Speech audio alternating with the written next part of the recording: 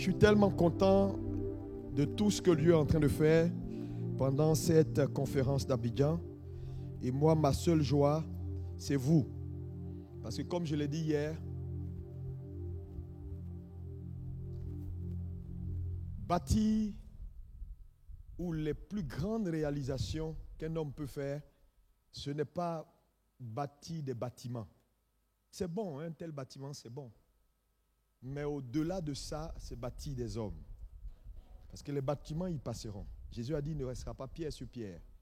Mais quand tu as bâti un homme, tu as bâti des générations. Dis-moi amen. Parce que n'oubliez pas, même que ce que vous savez aujourd'hui ne meurt pas avec vous. Parce que lorsque Jésus ouvre un pan sur l'éternité, pour nous expliquer ce que c'est que l'éternité, en nous donnant l'histoire de Lazare et du riche, qui n'est pas une parabole. Beaucoup de gens pensent que c'est une parabole. Ce n'est pas une parabole parce que dans les paraboles, on ne nomme pas. Mais quand Jésus nomme, c'est pour que les contemporains puissent savoir qui a été Lazare. Est-ce que vous comprenez ce que je dis? Et il dit que, voilà, deux hommes qui ont vécu, ils sont morts. Et l'autre, le riche, il leva les yeux dans le séjour des morts. Ça veut dire que les yeux ne sont pas une fonction du corps, mais une fonction de l'esprit. Parce que si on peut mourir, être enterré et puis lever les yeux, ça veut dire que tu vas continuer à voir. C'est pourquoi on n'a pas besoin d'être... Un aveugle peut avoir une vision. On n'a pas besoin d'avoir les deux gros yeux. On a des gens qui ont des gros yeux qui ne voient rien. Parce que les yeux sont d'abord une fonction de l'esprit. Il dit, il a eu soif. Donc les sensations également ne sont pas une fonction du corps. C'est une fonction de l'âme. Ce que tu ressens, tes sensations. Parce que le riche a senti cela également dans le séjour des morts. Mais il est mort. D'où vient qu'il a encore des sens? Alléluia. Et une discussion s'engage entre lui. Il veut qu'on envoie quelqu'un. Et il dit à Abraham, envoie Lazare. Abraham lui dit, ce n'est pas possible. Mais voyez-vous, quand il pose la question, ce n'est pas Lazare qui répond, c'est Abraham. Parce que même dans le ciel, on n'aura pas les mêmes statuts en fonction de ce que nous sommes en train de capitaliser ici. C'est pourquoi bâtir un homme, c'est tout. Parce que tu peux lui donner un statut dans le ciel. Oui, parce que la connaissance avec laquelle nous partons nous établit dans une position. On ne sera pas même chose au ciel. Oui, tu ne seras pas T.L. Osborne au ciel. Alléluia. C'est pourquoi quand la Bible nous demande de servir et de payer le prix pendant qu'il est jour, chacun doit comprendre qu'il y a urgence à travailler pour Dieu et à investir en soi-même, à se bâtir, à se bâtir, à se bâtir. Parce que l'information que tu reçois, que tu intériorises, que tu pratiques, est ce qui est pour toi. Ce que tu sais, que tu ne pratiques pas, c'est juste dans ta tête. Donc vous voyez qu'il y a une différence entre ce qui est dans la tête et ce qui est dans le cœur. C'est ce qui est dans le cœur qui bénéficie à un homme. Ma prière pour toi, en tant que pasteur et leader, je vous assure que la parole a la capacité de se réaliser. Vous savez, la parole est un peu comme en médecine, il y a ce qu'on appelle le principe actif. Quand tu prends par exemple un médicament, une Nivaquine par exemple, quand tu vois le médicament, ce n'est pas tout le médicament. Le principe actif est à l'intérieur. Mais quand tu prends le médicament, il entre dans ton ventre, à un moment donné, il va se disséquer, il va se casser. Et puis le principe actif va se libérer. Maintenant, va circuler dans ton organisme pour chercher ce qu'on appelle un site récepteur. Le site récepteur, c'est lorsqu'il se fixe sur le site récepteur qu'il peut avoir effet. C'est pourquoi la Bible dit, ceux qui ont entendu la parole de Dieu, la parole ne leur servit de rien parce que la parole ne trouva pas de foi. Donc la parole, comme le principe actif, est venue, mais n'a pas trouvé de foi comme site récepteur pour se coller et avoir son impact dans la vie de la personne. Est-ce que vous comprenez un peu ce que je dis? C'est peut-être trop technique. Alléluia. Donc, il est essentiel pour vous de comprendre que ce que vous êtes en train d'apprendre là, ça ne va pas rester avec vous. Au ciel, ce que tu ne sais pas, tu ne sais pas. Oui. Et ma prière, c'est que tu ne sois pas un laveur de WC au ciel. Parce que le fait d'entrer au ciel n'est pas suffisant. La Bible dit Dieu essuiera des larmes de leurs yeux. Mais ceux dont on va essuyer les larmes là, ils sont déjà entrés au ciel. Mais pourquoi ils pleurent? Parce qu'ils auront manqué de sagesse de leur vivant. Donc entrer au ciel n'est pas suffisant. Quelle sera ta position? Quel sera ce que ta récompense. Voilà pourquoi il faut travailler maintenant. Dis à ton voisin, travaille maintenant. Investis en toi, bâtis-toi maintenant. Donc, venir à de telles conférences, ça n'a pas de prix. Pour certains, ils pensent qu'ils sont en train de perdre le temps. Tu n'es pas en train de perdre le temps. Tu es en train de bâtir ton éternité. Parce que tout ce que Dieu investit en toi ici restera avec toi. Abraham, ce n'est pas Lazare. C'était lui le porte-parole. Parce qu'on sait ce qu'il a été sur la terre. Mais au ciel, le pauvre Lazare, il a certes gagné le ciel, mais ça n'a pas été facile pour lui sur la terre. Hein. Lazare a manqué de trop d'éléments. Parce que Dieu l'a positionné à la porte d'un riche. Donc c'est la première action que Dieu a posée pour lui. Dieu a fait ce qu'on appelle un positionnement stratégique. Il n'a pas su profiter de sa position stratégique. Comment toi, Dieu te met à la porte d'un riche qui te tolère. C'est-à-dire, il sort matin, il te voit. Il rentre à midi, il te voit. Et puis, tu n'as pas la possibilité de lui demander, est-ce qu'il y a quelque chose à faire? Même ton chien, je peux le promener pour que tu me payes. Lazare ne fait pas ça. Ouais, jusqu'à où les chrétiens sont souvent bizarres. Il est assis là, et en plus, il se fait... C'est-à-dire, les chiens de la vie profitent de lui. Ils viennent même manger ses plaies. Comment tu peux être à ce niveau aussi bas? Parce qu'il aurait pu dire aux riches, comme tu m'as toléré, est-ce que je peux avoir un boulot? Je peux promener tes chiens tous les jours? Non, il n'a pas demandé ça. Il est resté là, attendre la main et avoir les chiens de la vie profiter de lui. Que les chiens de cette vie ne profitent pas de toi au nom de Jésus. Donc, il n'a pas su profiter de la position que Dieu lui a donnée. Quand Dieu vous positionne dans la vie, ayez de la sagesse. Position stratégique. Je vois des gens ici, Dieu va te positionner de façon stratégique. Pour changer ta vie, mais ça va dépendre de toi. Ne fais pas comme Lazare, qui est resté là et qui a laissé... Vous savez, le fait qu'il soit allé au ciel, ce n'est pas parce qu'il était pauvre qu'il allait au ciel. Non, il a eu le Seigneur dans son cœur. Parce que Dieu n'est pas d'accord avec la pauvreté. Et le fait que le riche soit allé en enfer, ce n'est pas parce qu'il était riche. Non. C'est parce qu'il a régné Dieu, tout simplement. Donc, ce que je veux dire à quelqu'un, ton statut, quel sera ton statut dans le ciel? Pose la question à ton voisin. Quel sera ton statut dans le ciel? Ce matin, je vais être bref parce que mon temps, il y a le docteur Olomide qui sera là tout à l'heure pour nous conduire. Donc, ce sera ma première session. Je vais revenir sur un sujet que j'ai déjà enseigné à certaines personnalités parce que ça me tient à cœur, ce sujet. Je l'ai enseigné quand j'étais à Dalois, quand j'étais sur bâtir le ministère de façon générationnelle. Parce que pour moi, vous êtes des ministres et vous n'êtes pas tout le temps là avec nous. Donc, il y a des choses qu'on peut vous donner. Ma deuxième session, je parlerai du transfert de la foi. Ça, c'est un sujet aussi très, très important pour moi, le transfert de la foi. Comment la foi d'un homme devient illégale lorsqu'il ne l'a pas transmis. Je vais vous montrer ça. Yeah. La foi n'est pas du domaine privé. Hein. Tu vas comprendre que non, la foi, c'est ma foi, c'est ma foi. Tu vas comprendre des choses. Et ça, on va voir ça à la prochaine session. Je veux juste, ce matin, aller sur un point important. Matthieu 16, verset 18 à 19. Matthieu 16, verset 18 à 19. On va lire ça rapidement et puis je vais essayer de courir sur ce sujet-là, qui est un sujet qui me tient vraiment, vraiment, vraiment à cœur. Bâtir le ministère de façon générationnelle. 18. Matthieu 16, verset 18. Et moi, je te dis que tu es Pierre et que sur cette pierre, je bâtirai mon église. Et les portes du séjour des morts ne prévaudront point contre elle. Je te donnerai les clés du royaume des cieux. Ce que tu lieras, sera sur la terre, sera lié dans les cieux.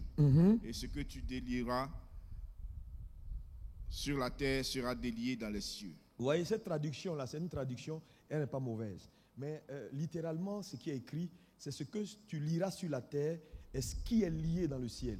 Parce que ce n'est pas la terre qui détermine ce qui se fait au ciel, c'est ce qui se fait au ciel qui détermine ce qui se fait sur la terre.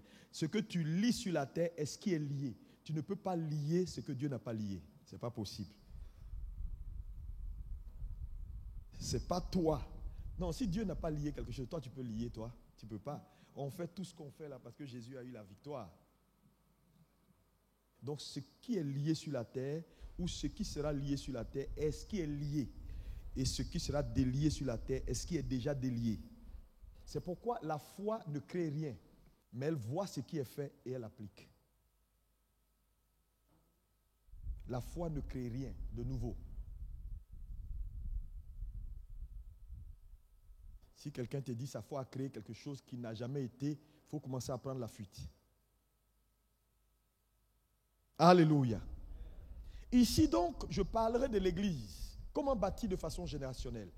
Le premier point, comprendre d'abord l'Église. Jésus dit, je bâtirai l'Église, mon ecclésia. Ecclésia, où je bâtirai en hébreu, mon kahal. Quand Jésus s'adresse à l'assemblée en parlant dans ce texte, le mot qu'il a sûrement utilisé était kahal. Parce qu'il parlait en araméen. Je bâtirai mon kahal. Kahal veut dire armée, une armée. Alléluia.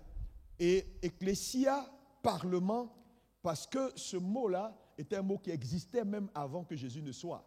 Donc, lorsque Jésus veut se faire comprendre, il utilise donc des mots ou des symboliques que les gens dans son entourage peuvent comprendre. Donc, quand il utilise kahal ou ecclésia, c'est pour que les gens sachent un peu de quoi il parle. Un parlement. Qu'est-ce qu'on fait dans un parlement? C'est-à-dire le parlement légifère. Par exemple, un pays comme la France ou la Côte d'Ivoire, qui sont des républiques, lorsqu'on élit un président, c'est sur un programme. Donc, le président ne peut rien faire tant qu'il n'y a pas les élections législatives et que le Parlement soit formé. Parce que sa politique, c'est à partir du Parlement qu'il implémente sa politique dans la nation. Donc, s'il n'a pas de majorité, il est bloqué. On le voit aujourd'hui en France, n'est-ce pas? La France est complètement bloquée parce que Bayrou, là, c'est pas... Bon, voilà, il y a des choses qui se passent parce que Macron n'a pas, comment on appelle, la majorité au Parlement. Donc, Dieu dit, je bâtirai mon Parlement parce que, également, la gestion des affaires humaines, c'est une question de légiférer. Donc, Dieu a besoin de gens comme nous, nés de nouveau, assemblés dans son Parlement pour légiférer. Faire en sorte que ce qu'il a décidé, ce qu'il a déclaré, soit accompli avec exactitude sur la terre. C'est pourquoi nous sommes importants. C'est pourquoi vous êtes importants. Si l'Église ne se réveille pas, toutes les prophéties que Jésus a données ne vont pas s'accomplir. Il ne faut pas croire que Dieu va venir prendre les animaux pour faire ce qu'il a dit. Non, la prophétie est très claire. Il dit, un temps vient où la montagne de l'Éternel, parlant de Sion ou de l'Église, va être élevée au-dessus des autres collines. Ça veut dire quoi? Sur tout ce qui est institution mondiale que vous connaissez, l'Église en tant qu'institution divine va finir par prendre le dessus. Mais cette prophétie-là, c'est l'Église qui a la responsabilité de faire des ennemis de Jésus son marchepied. Ça veut dire quoi? Notre responsabilité est grande. Regarde ton voisin et dis, ta responsabilité est grande. Je donne un exemple. Donc, quand Jésus meurt et ressuscite, il se bâtit un corps. Ésaïe 51, verset 1 à 2 pour dire, vous qui poursuivez la justice, regardez vers le rocher d'où vous avez été taillés. Donc la Bible déclare que l'Église a été taillée dans le rocher de la résurrection. C'est une prophétie qui s'est accomplie. Parce que nous savons que Jésus a été déposé dans un rocher qui était un tombeau emprunté.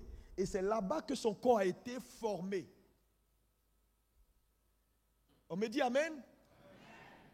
Son corps a été formé dans le rocher. Et ici, Dieu prend un risque grave en prenant l'Église et en faisant de l'Église son corps. Parce que ça veut dire quoi? Ça veut dire désormais on ne peut plus départir Dieu de son corps. Regardez-moi. Si pasteur Eke appelle-moi, dis-moi viens. Quand il a dit viens là, qui a entendu? C'est ma tête. Qui va donner l'instruction d'aller? C'est ma tête. Maintenant, si ma tête dit va et que mon corps dit je ne vais pas, est-ce que je vais bouger? Donc, Jésus devient la tête d'un corps. C'est un mystère. C'est le mystère caché de tous les temps que les gens ont essayé de comprendre, qu'ils n'ont pas compris. Comment Dieu peut devenir un homme en utilisant des hommes et c'est-à-dire il en a fait son corps spirituel, l'Église. Donc, quand vous voyez Jésus au ciel aujourd'hui, c'est la tête dans le ciel et vous sur la terre. C'est un homme avec des mains, des pieds. Alléluia. Donc, l'Église, c'est un homme. Jésus est la tête et nous sommes le corps. On ne peut plus nous départir. Et c'est pourquoi tout le respect qu'on apporte aujourd'hui à l'Église est un respect qui est dû au fait que l'Église est devenue son corps. C'est ce qu'on appelle le mystère de l'identité. Quand on t'arrête à Dubaï et que le policier demande ta carte, il regarde la photo, il regarde ta photo et puis te dit tu peux passer. Est-ce qu'il vérifie ton pied? Il ne vérifie pas tes mains. Pourquoi? Parce que quand la tête est validée, tout le corps passe. Donc, dans le mystère de l'identité, parce que nous sommes devenus son corps, nous avons tout ce que nous avons comme victoire. Nous avons, c'est-à-dire le respect, la gloire. Mais l'Église n'a pas conscience de ça. C'est pourquoi j'ai dit, c'est en même temps quelque chose qui nous bénéficie. Mais si on ne prend garde, nous devenons la limite de Dieu. Dieu s'est volontairement limité, lié à l'homme. Et l'homme donc devient sa limite. Voilà pourquoi enseigner, parler, insister, ça fait partie du camp de Dieu. Je vous assure, si vous n'enseignez pas les gens, vous êtes en train de travailler pour le diable. Si vous n'aidez pas les pasteurs, vous êtes en train de travailler pour le diable sans le savoir. Parce qu'en réalité, l'Église peut empêcher les prophéties de s'accomplir.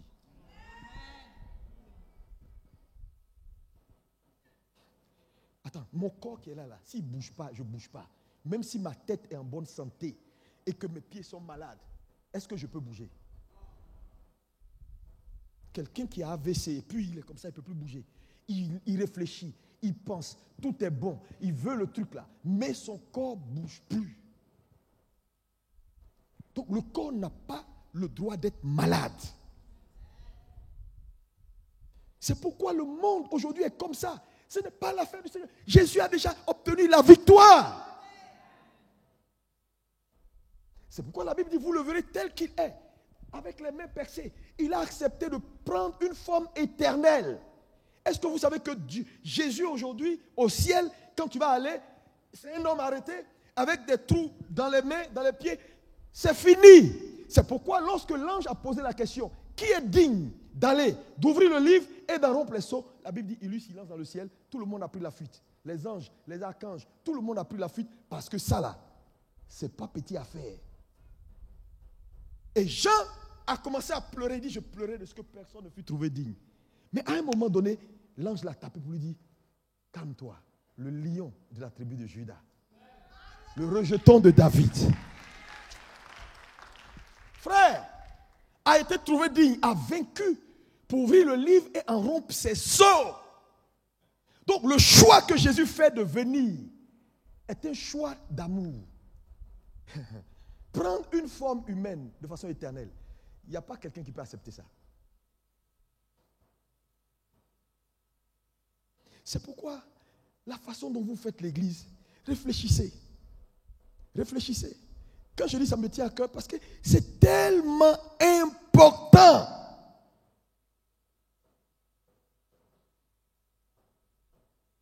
L'église, c'est l'ensemble des croyants nés de nouveau, de façon universelle. Lève la main droite, dis je suis l'église.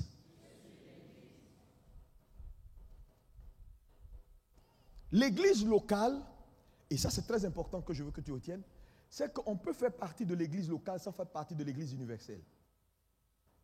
L'église universelle est son corps, mais l'église locale est l'antichambre qui met les gens dans le corps. Ça veut dire que tu peux être dans une église locale comme ABMC. Si ta communion avec Dieu, tu n'es pas né de nouveau, tu n'es pas encore dans l'église universelle. L'église universelle, ce qui te qualifie à entrer dans l'église universelle, c'est ta naissance, ta vraie naissance. Malheureusement, il y a peu de gens même qui ont conscience de ce qu'on appelle l'église universelle. Comment sommes-nous en train de bâtir? À cause du temps, je vais courir. Vous savez, aujourd'hui, le danger, c'est que les pasteurs, Satan a mis en place une stratégie et il est en train de pervertir nos églises. Vous voyez, ce qui était les sectes traditionnelles avant, Papa Nouveau, il y en a ici, ou au Congo, il y a une secte là où on dit on boit bière. Ils boivent bière, ils parlent la langue et puis ils boivent. Quand ils sont saoulés, ils disent le Saint-Esprit est là. Un truc comme ça. J'ai vu ça à la télévision, hein, pasteur. Ouais. Donc, tous ces sectes traditionnels que nous connaissons avant, Satan est en train de faire quoi maintenant? En train de shifter par ce qu'on appelle des églises sectes. C'est-à-dire, il sait que les gens ne vont pas aller vers quelqu'un qui a une grosse croix rouge, qui dit je suis le Christ, ou je m'appelle Eugène 20e. Non. Mais, donc qu'est-ce qu'il fait? Il infiltre maintenant nos églises modernes qui ont sûrement bien commencé et il introduit un mode opératoire qui est exactement comme ceux des sectes. Et vous allez voir qu'il y a un certain nombre de choses, par exemple aujourd'hui qu'on voit dans l'église, qui nous donnent froid au dos et qui doit amener chaque leader à s'interroger sur la façon dont il bâtit pour Dieu. C'est quelque chose qu'il faut avoir consciemment dans ton esprit. Par exemple, un leader qui encourage la loyauté de ses fidèles vis-à-vis de lui au détriment de Christ est en train de dévier. Ce n'est pas possible. Mais souvent, ça peut être subtil. Quand tu demandes aux fidèles de l'église, ça va? Tu es de quelle église?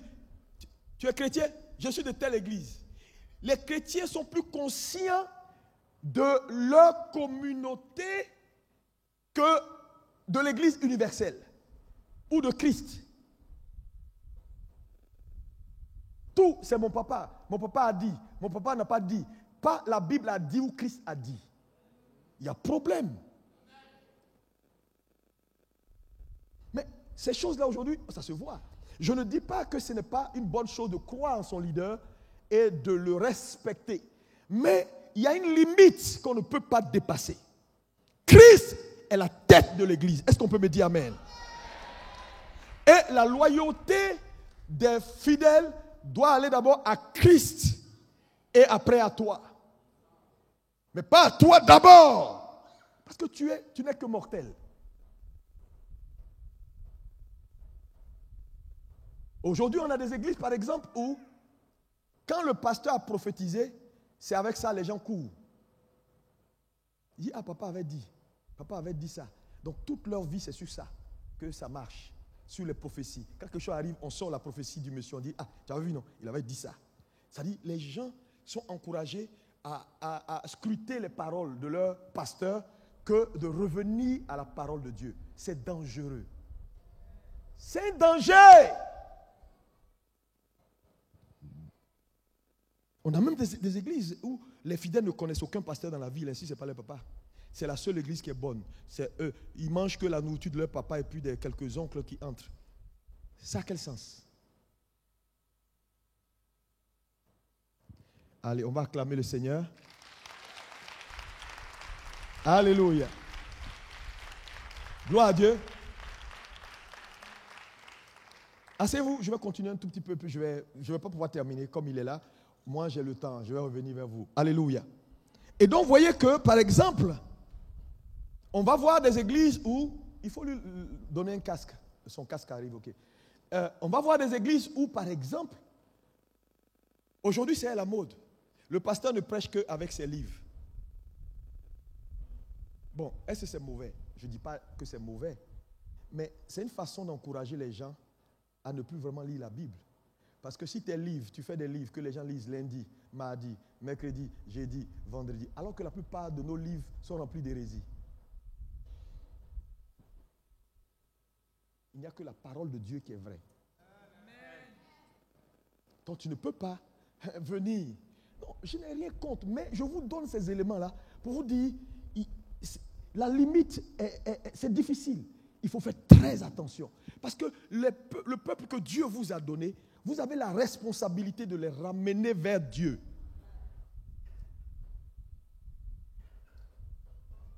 Est-ce que quelqu'un peut me dire amen? Et donc, quand on observe toutes ces choses, on peut se rendre compte que l'Église est mal bâtie. C'est pourquoi, en tant que jeune serviteur de Dieu, vous devez savoir comment vous êtes en train de bâtir aujourd'hui. Quelqu'un me dit amen.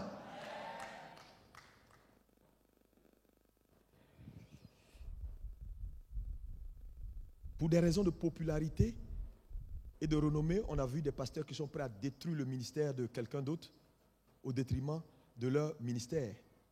Moi, j'ai vu des hommes de Dieu dire, il ne faut pas aller dans cette église, programme, il ne faut pas partir là-bas. On va faire comme ça. Pourtant, ils savent. Ils se cachent eux-mêmes sur Internet pour regarder. Qui on sert? Qui on sert? Donc, vous voyez que Satan, donc, aujourd'hui, a infiltré nos églises qui ont bien commencé. C'est pourquoi la façon dont tu es en train de servir, fais gaffe pour ne pas être rejeté. Parce qu'aujourd'hui, la renommée, c'est quoi? C'est un grand pasteur. Grand pasteur, ça veut dire quoi? Ça ne veut rien dire. Le mot grand pasteur ne veut rien dire. Est-ce que tu es en train de faire ce que Dieu te demande de faire? Le succès dans le ministère ne se mesure pas en 10 ans, 20 ans, 30 ans ou 40 ans de ministère. On a vu des ministères qui ont commencé bien, après 20 ans qui ont disparu, ou après 30 ans qui ont disparu, n'est-ce pas? Donc on ne peut pas dire à un homme qui a 50 ans même de ministère qu'il a réussi. La réussite, c'est par rapport à quoi? Alors qu'on a des églises qui ont 200 ans, 300 ans, comme les églises catholiques, 500 ans d'existence. On peut dire d'un ministère qu'il est un ministère à succès quand il a fait 300 ans au moins. Et puis ça tient. Mais pourquoi aujourd'hui, tout le monde se réclame d'un succès? On dit, ah, c'est un grand pasteur, il a réussi. Parce que quoi? Il a 3 voitures, il a 24 protocoles, il a du monde. Donc tu vas me dire, les Mormons ont réussi. Parce que les Mormons, ils ont toute une ville aux États-Unis. Toi, tu n'as pas encore ville. Donc les Mormons ont réussi. Donc si vous quantifiez ou qualifiez la réussite par le nombre de voitures, de monde et de gens qui nous entourent, alors on peut dire les Mormons ont réussi. Et les sectes que nous connaissons traditionnels là ont réussi. Donc, et cela établit aujourd'hui sur la jeune génération un mauvais code de la réussite. Donc, un jeune pasteur fait son église, il commence à réfléchir. J'ai vu lui là, on dit il a réussi parce qu'il fait ça. Il fait des croisades, il fait ici. Donc, le monsieur met sur lui la pression de foi, d'avoir des vues pour qu'on dise qu'il a réussi, d'avoir une église qui a toutes sortes de trucs modernes pour qu'on dise qu'il a réussi. Parce que les canons de la réussite que nous utilisons aujourd'hui, faisons attention parce que ce que nous appelons réussite aujourd'hui, dans 50 ans ne sera pas une réussite. Like sur Facebook là, dans 40 ans tu vas voir, il n'y a plus like. Parce que nos pères qui ont été avant nous il y a 50 ans, il n'y avait pas les likes, il n'y avait pas les directs, les histoires comme ça, ça n'existait pas. Ça n'existait pas. Donc, qu'est-ce que vous appelez réussite dans le ministère? Parce que si on ne corrige pas cela, les jeunes pasteurs que nous sommes et que vous êtes, vous allez croire que c'est ça la réussite. Et au lieu de bâtir de façon générationnelle, vous allez poursuivre des choses éphémères qui vont passer. Qui vont passer.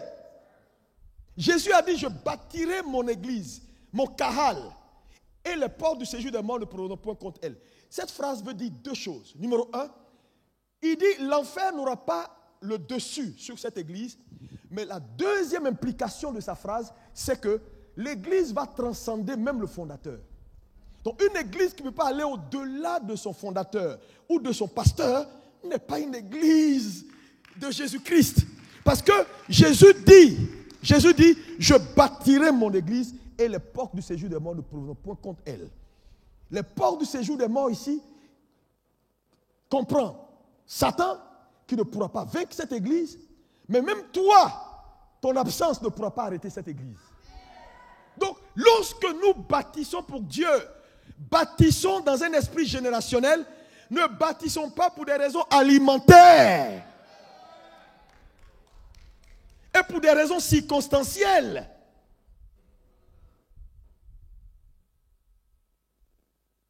L'affaire là, dis à ton voisin, l'affaire là te dépasse. Non, je te dis, ça te dépasse. Hein. C'est pourquoi il faut faire très attention. Hein. Jeunes serviteurs de Dieu, bâtissez de façon générationnelle. Et vous savez ce que je suis en train de vous dire là, ce n'est pas évident. Parce que les modèles, tout ce qu'on a comme modèle aujourd'hui, c'est le bling-bling. Ce que tu appelles réussite, Dieu a rejeté il y a longtemps. Dieu les a rejetés il y a longtemps. Vous savez que les gens peuvent bâtir des grands ministères sur la manipulation? Oh, tiens, moi, je sais beaucoup de choses, je ne vais pas te dire.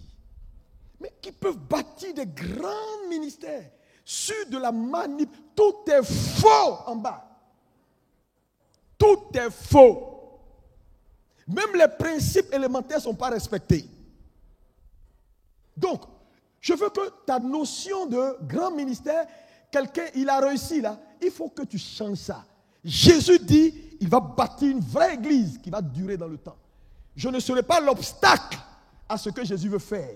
C'est pourquoi ma façon de servir et de conduire les gens, je dois le faire avec intelligence, avec sagesse, sachant que j'ai des comptes à rendre. Les brebis là, ce n'est pas notre propriété personnelle. Ce sont les enfants de Jésus. Nous ne sommes que des gérants. Dieu nous les a confiés. On doit faire les choses et bien les faire. Oh, quelqu'un me dit amen bien.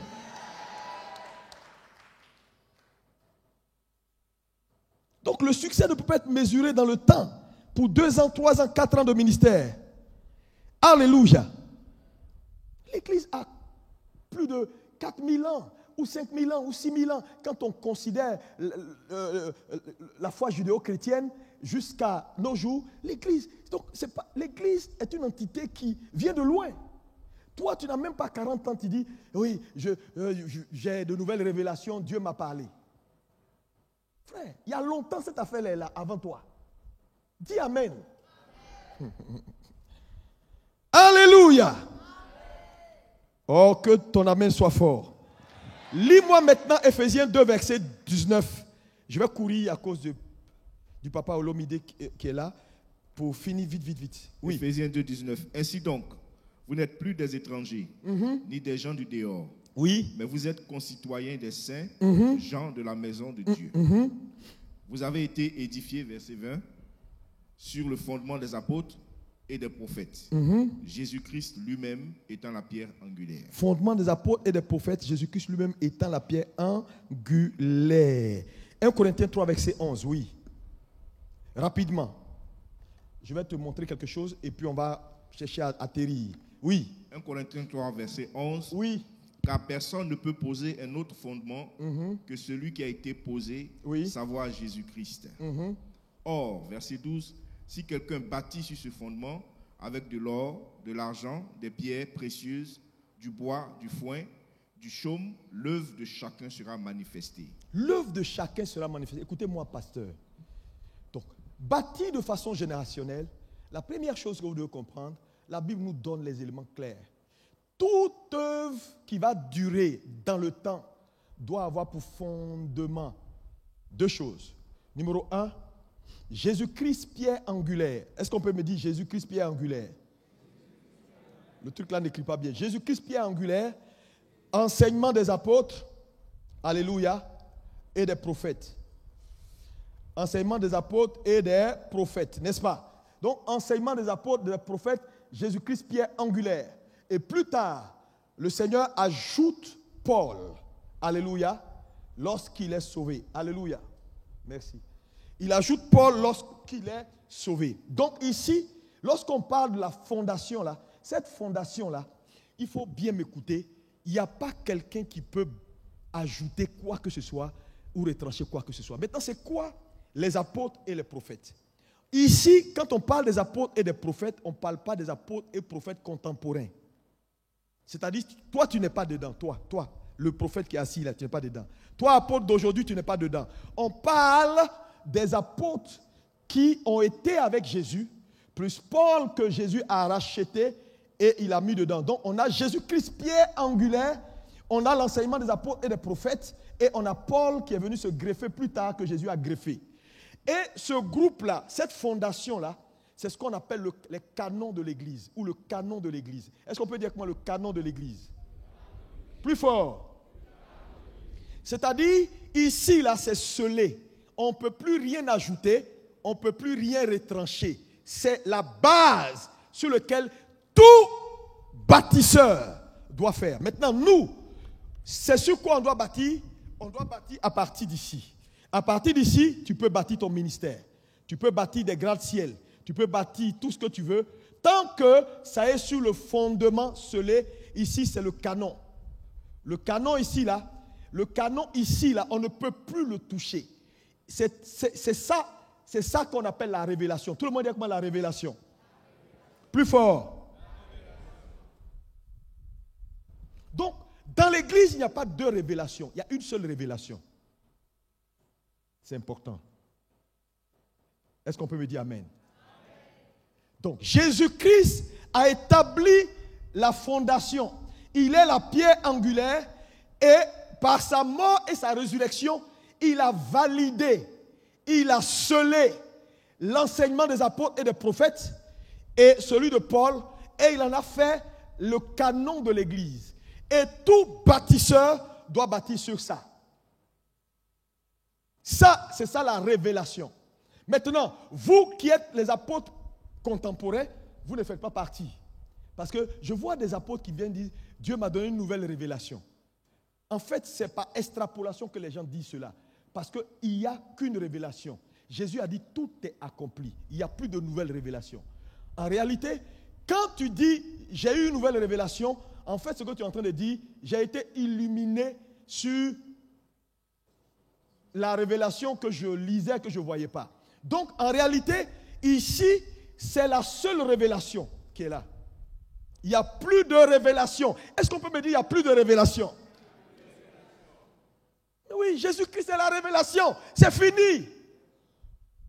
Si un pasteur te dit, Dieu m'a donné une nouvelle révélation, bon, il ne faut pas te fâcher. Mais c'est parce qu'il n'a pas compris qu'il n'y a plus de révélation, qu'il y a une seule révélation. Une seule. C'est celle qui est établie, qui est le fondement sur lequel tout le monde bâtit. Vous savez pourquoi il n'y a plus de révélation? Parce que cette fondation-là, tout le monde peut juger quelqu'un qui parle à partir de là, parce que c'est écrit, c'est là. Tout le monde a ça. Maintenant, si je viens te dire, j'ai eu une nouvelle révélation, tu vas me juger à partir de quoi, si ce n'est pas celle-là? Alors que la Bible dit de juger les enseignements que nous recevons. Mais toi, tu vas juger ma nouvelle révélation sur quoi? Alors que si tout le monde accepte que Jésus-Christ est la révélation, et il a scellé l'enseignement des prophètes et des apôtres, et il en a fait le canon de l'Église, sur lequel tout le monde doit bâtir, alors tout enseignement prend appui sur ça. Et à partir de là, tout le monde peut juger une parole qui vient à lui. Ça va? C'est vraiment important. Et nous, on bâtit. Ici, nous, on peut bâtir. Maintenant, ici, là, tout ce que nous bâtissons ici va subsister seulement si elle prend appui sur ça. Parce que c'est ça qui a été testé et qui a été trouvé digne.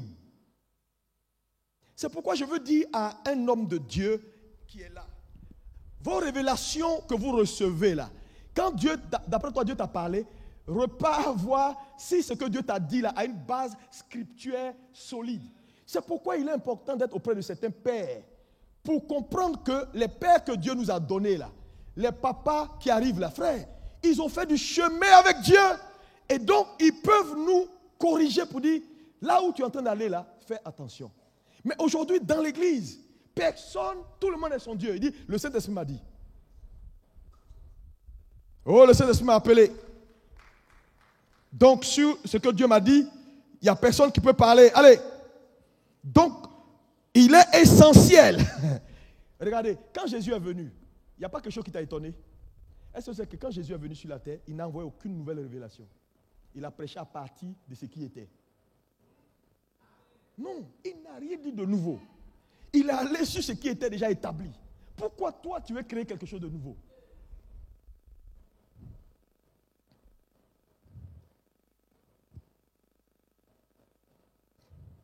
La longévité dans le ministère, frère, est quelque chose que vous devez rechercher en bâtissant sur les vrais fondements. Maintenant, je vais vous donner quelque chose, 5 éléments importants. Quand Dieu t'appelle, la première chose que tu dois comprendre, c'est que Dieu t'inspire. Tout le monde dit avec moi inspiration. Je suis en train de courir parce que à cause du temps. Inspiration. Plus fort. Inspiration. Ce n'est pas révélation. Dieu t'inspire. Parce qu'il y a une seule révélation. Il n'y a plus de révélation. Dieu a fini de parler. Qui sait que Dieu a fini de parler? Les gens qui disent Dieu me parle, Dieu me parle. Dieu te dit quoi? Vous savez, je donne cet exemple-là. Regarde, si moi je voyage et puis je dis à l'église, bon voilà, je ne serai pas là pour 6 mois, mais voilà, pour tous les cas qui vont se présenter dans l'église, cas de divorce, voilà ce que je recommande. Cas de palabre, voilà ce que je recommande. Et puis je fais enregistrer, je donne au pasteur Ike. Et quand le cas se présente, il vient, il appuie le recordeur, le play. Et puis les gens entendent ma voix pour dire non, sur ce cas, faites ça, faites ça, faites ça. Est-ce que ça veut dire que je suis en train de parler? J'ai déjà fini de parler. En réalité, quand un prophète dit Dieu m'a dit, il a juste appuyé le replay.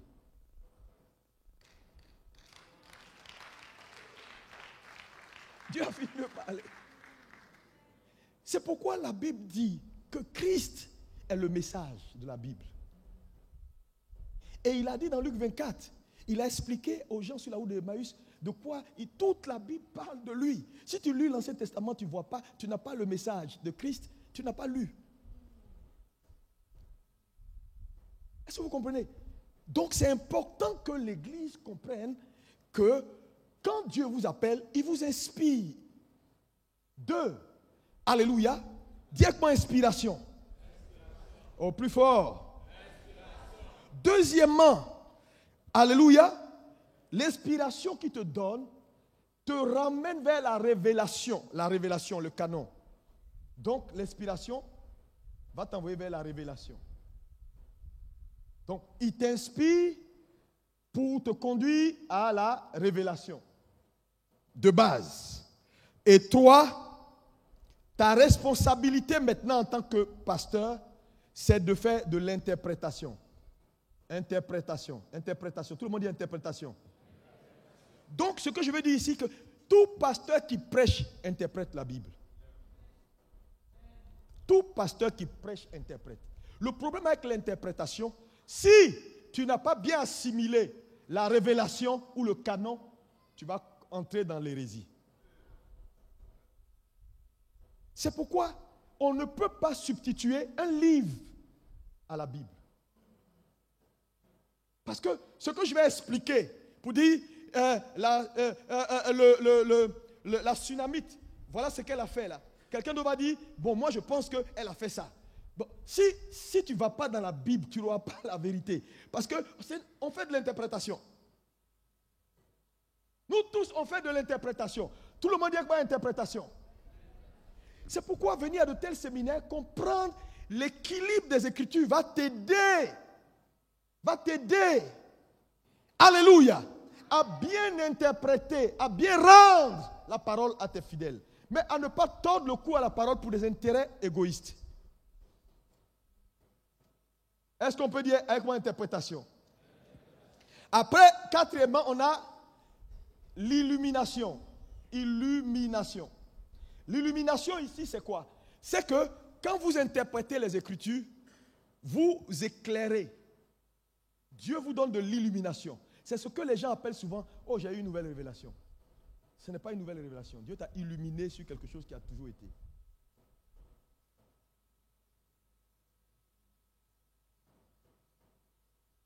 Et après l'illumination, nous avons l'application. En 5, l'application. Tout le monde dit application. Le problème, c'est qu'avec les pasteurs aujourd'hui, quand Dieu les inspire, il les appelle, ils descendent directement à l'application. Dieu m'a appelé, boum, puis ils sont là. Ils ne prennent pas le temps de s'asseoir pour comprendre la révélation, pour avoir des bases. Prêcher, ce n'est pas ça, servir Dieu. Servir Dieu va au-delà de prêcher. Avoir une église, prendre une villa quelque part et puis attraper 3 personnes, tu vas avoir toujours des ignorants qui vont te suivre. Le ministère, plus que ça. Quand on était à Daloa dernièrement, on nous a dit, il y a un pasteur qui voulait faire sa dot. Et donc, comme il n'avait pas l'argent, il est allé il a fait kidnapping de l'enfant de l'une de ses fidèles. Et puis, il s'est fait passer pour quelqu'un d'autre. Et puis, il dit, il veut une rançon. La gendarmerie l'a attrapé. Maintenant, sa fiancée vient pleurer. Tu ne m'as pas dit que l'argent que tu as pu payer, d'autres là, c'était l'argent de kidnapping. C'est-à-dire que comment un pasteur peut kidnapper l'enfant? Et ça, là, on appelle ça pasteur. Les pasteurs, 2 pour 5 francs. 2 pour 5 francs, il y en a plein. Tout le temps, col blanc. Il met ici col là, blanc comme ça. Ils ont attrapé Noé, ils l'ont attrapé où ça? Entre Noé et puis le Ghana. Il est venu à une grosse chaîne, col blanc comme ça, à un chapeau. Et puis il a salué le douanier, il a commencé. C'est quand quelqu'un commence à trop te dire, je suis pasteur, c'est là même il faut le fouiller. On l'a fouillé, on a trouvé la drogue. Oui. Parce qu'aujourd'hui, les pasteurs ne sont pas formés. Les églises évangéliques sont tellement dispersées, chacun est son propre roi. On n'a pas une école qui nous fédère, on n'a pas de critères pour dire on reconnaît celui-là, on ne reconnaît pas celui-là. Tout le monde se lève et fait ce qu'il veut. Alléluia. Et au soir de ça, c'est nous tous qui sommes salis. On va dire, oh, regarde-moi ces pasteurs-là, regardez-les. Ils sont tout le temps des voleurs, des bandits. On connaît c'est les mêmes choses, Tout le monde ne fait pas la même chose. Tu vois un jeune homme, il n'arrive même pas lui-même à se laver. Il dit, on l'appelle papa. 2 ans de ministère, on t'appelle papa. Tu veux mourir avant le temps ou bien quoi? Tu as 2 ans de ministère, tu veux que tout le monde... Il voit une vieille femme, on dit, daddy, et puis il dit, je te bénis ma fille. Mais quand il a sa main là même, ça, lui-même il a besoin d'être béni. Si on t'attrape dans ça, c'est pourquoi le MERA existe. Entrez, on va vous former, vous aurez un repère. Arrêtez d'être seul et de faire n'importe quoi et de tuer enfants des gens. De leur enseigner des hérésies.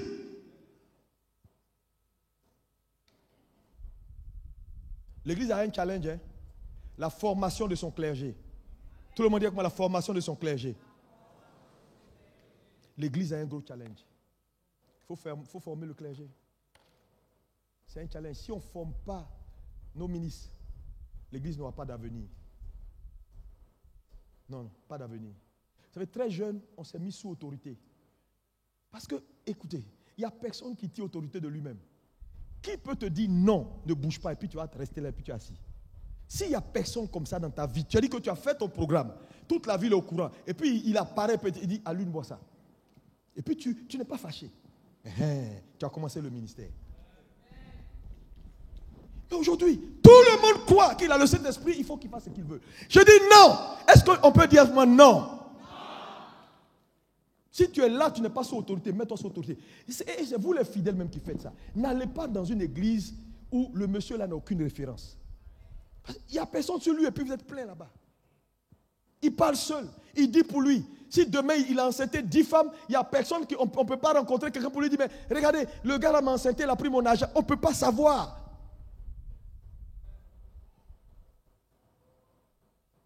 L'église doit avoir de l'avenir.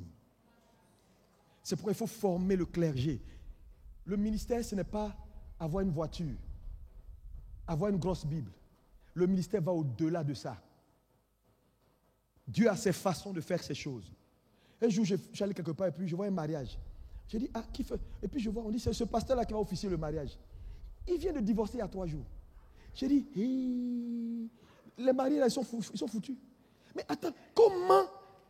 Moi, je ne peux pas accepter certaines choses. C'est pourquoi j'aime les assemblées de Dieu. J'aime ces gens-là. On dit, ils sont durs. Oui! Toi-même, tu ne t'en sors pas. Tu vas imposer des mains aux gens. Mais là, tu vas leur transmettre des esprits. Le transfert des esprits existe. Laissez n'importe qui vous... Vous imposez les mains. Le gars t'a imposé les mains. Toi qui n'aimais pas femme, te voilà, ton affaire de femme est devenue compliquée.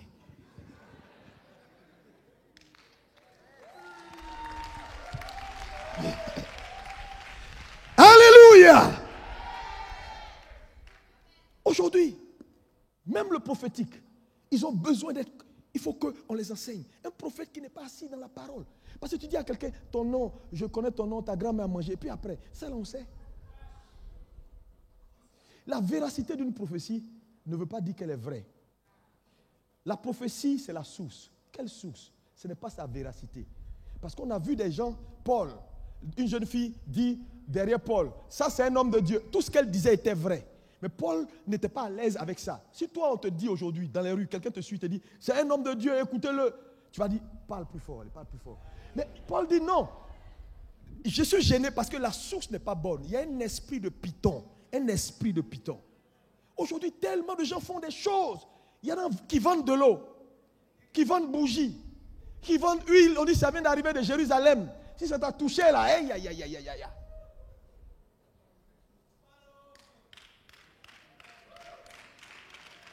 Je vous dis, c'est l'une des raisons pour laquelle j'aime Papa Olomide. C'est un homme équilibré. Il a des fils prophètes, mais il leur dit la vérité. Je vous encourage à faire votre ministère prophétique, mais à le faire dans les droites lignes de la parole. Ne trompez pas les gens. Vous connaîtrez la vérité. Vous aurez la compréhension de la vérité et elle vous affranchira. Il a dit, l'ignorance n'est pas un démon qu'on chasse. Il ne peut pas prier pour toi pour que tu sois pilote. Tu dois aller à l'école pour être pilote, pour être pasteur. Un pasteur, on devient. Le service de Dieu s'apprend. Ce n'est pas la gesticulation, l'onction. C'est de la gesticulation. La force spirituelle ne se gagne pas en 3 mois, en 3 ans de ministère. La capacité spirituelle. Frère, il y a des gens, quand tu les vois, tu sais qu'ils sont spirituellement stables. Vraiment, tous ces jeunes gens qui n'ont aucune... Quand Satan va te pointer, c'est là que tu vas voir que tu es faible. Pour le moment, il te regarde parce qu'il est trop occupé en Indochine actuellement. Quand il va revenir vers toi, tu vas comprendre. Tu vas comprendre. Tu vas comprendre que tu as besoin d'avoir un socle solide. Solide. Et arrêtez tes fanfarons. Il y a des gens qui ont vu la lumière avant toi. Quand ils te parlent, il faut écouter. Le ministère, ce n'est pas 2 ans, 3 ans. J'ai dit, ça te dépasse. Jésus dit, c'est après 200 ans, on peut dire, ce ministère-là est en train de réussir. Ce n'est pas vos affaires de 1 an, 2 ans, 3 ans. On dit, bon, il a la voiture, il a la maison, il a plein de monde. Quand il fait ses programmes, tout le monde est là. Frère, on n'a pas le même couloir. Ton couloir, tant que tu es dedans et tu fais ce que Dieu t'a appelé à faire, Dieu va t'agréer. Tu ne manqueras de rien. Dieu sera avec toi et tu seras un signe dans ta génération. Moi, mes gars, là, si quelqu'un, je l'attrape dans un truc bizarre, je le délecte en même temps. Les gars, on est obligés. Parce que là où on va, pour le bien-être de l'évangile et du royaume, et pour l'avenir des serviteurs de Dieu qui nous regardent, on n'a pas le droit d'échouer. Dis à ton voisin, tu n'as pas le droit d'échouer. C'est pourquoi, prends soin de toi. Veille sur ta santé. Mange correctement. Parce que Dieu aura besoin de toi. Je termine en disant ceci. Quand vous prenez Ésaïe, le verset où Dieu dit, qui enverrai-je? C'est Ésaïe 6. Prends-moi ça rapidement. Et puis je termine avec. Alléluia. Il dit quoi? Ésaïe 6, verset combien? 8. J'entendis la voix du Seigneur disant, qui enverrai-je et qui marchera pour nous? Je répondis, me voici, envoie-moi. Qui parle ici? Qui parle? Le prophète Ésaïe. On est au chapitre combien? 6. C'est maintenant il répond à l'appel du Seigneur. Donc chapitre 1, chapitre 2, chapitre 3. Qui a écrit? C'est lui-même. Donc on peut servir Dieu. On peut être en train de servir Dieu. Donc il a répondu à l'appel au chapitre 6. Donc Moi, je ne lis plus chapitre 1, 2, 3, 4, 5. Parce que je ne sais pas, il parlait de la part de qui.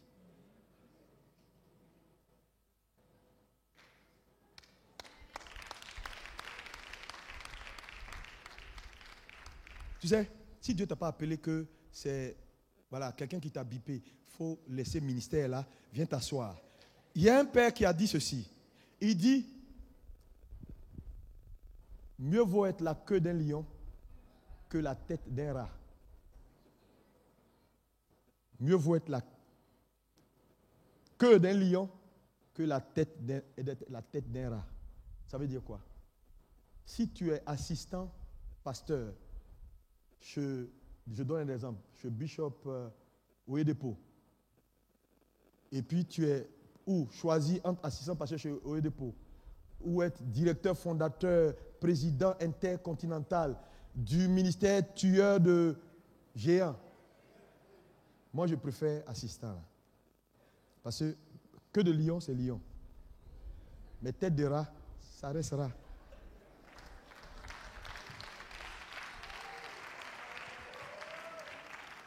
Ça sert à quoi? Aller prendre. Oui, moi je vais faire ministère. Et puis tu ouvres une petite boutique, tu es là, toi seul, tu te bats, il n'y a personne, tu souffres, tu souffres. Mais mieux vaut être assistant quelque part, où tu as de la considération. Que Dieu vous bénisse. Merci de m'avoir écouté. On ne va pas trop traîner. Enlève le tableau. Je vais m'excuser auprès de papa, Olomide, et on va lui laisser la place. Et nous sommes tellement bénis de l'avoir parce que c'est un homme que nous respectons et je voulais vraiment que vous puissiez l'honorer. Il est venu, il est très occupé, mais il est venu vers nous pour nous apporter et je suis content parce que beaucoup de gens m'appellent, on veut l'inviter. J'ai dit, il n'y a pas de problème. Par la grâce de Dieu, on verra parce qu'il n'ira pas aussi n'importe où. On va veiller à ça. Parce que c'est un homme qui est une bénédiction pour les nations. Est-ce qu'on peut se lever?